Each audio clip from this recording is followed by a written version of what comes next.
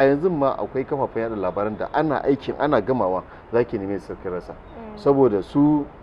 wato doka ce ma su karbi irin waɗannan kuɗaɗen ana gama za ki neme su rasa to da za a ce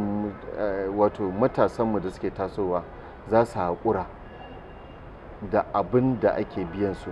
za su haƙura da mutuncinsu da yafi amma ka ga an gama aiki tun 11 ka ga mutum ba zai zo ofis ba wai yana jira wai a masa PR wanda PR ɗin ba dole ba ne ba wani doka a aikin jarida da ya ce wai a ɗauki PR a baka dole babu kawai dai wasu suna ganin irin sun gaito mutane ba za su kyautata musu wasu sai su baku lemo wasu su baku abinci wasu kuma ma har ɗan kuɗin mota ce to ga wannan dala a yi kuɗin mota tunda yawancin kafafen yada labaran ba motoci ba ne ake kai mutane za ki ga yawanci mutum zai ɗauki babur ɗinsa watakila ma shi ya zuba man babur ɗinsa wani ko mota ma zai wani keke napep zai hau za ki ga sun je wajen aikin nan to ginga duk akwai irin wato an ba da kofa na wato reporter ko kuma wakili in yaje ki ga ya sa rai zai samu wani abu wanda kuma a da ba haka bane a da wato hukumarka ko kuma gidan talabijin ko rediyonka akwai mota ta ace da direbar komai za a zuba mamai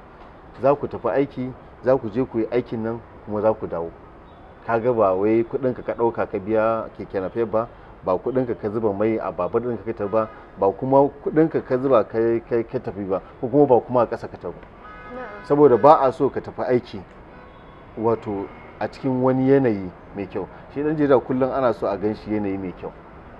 domin abun koyi ne a wajen al'umma gari idan an ganka a talabijin a ganka cikin wannan tunda a misali a talabijin tunda a talabijin za a ga shigar da kai za a ga irin yadda kake magana da sauransu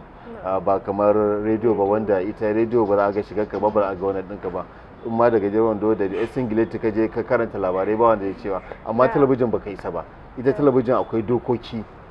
musamman ma mu kamar gidan talabijin Abubakar ma akwai dokoki ba za ka zo ka sa dogo riga ba hula ka ce za ka yi labarai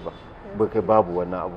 so ko da program ne ba za ka sa dogo riga ko kuma ka sa suit in ka sa suit to iso ki amma ka sa wannan zan ka sa suit ɗinka ka saka za ka iya wannan amma dai ka sa dogo riga ko wata riga ka ɗauki ba hula ba za ka yi wannan ba saboda al'ada da kuma yanda aka tarbiyyantar da al'umma daban-daban shi ne.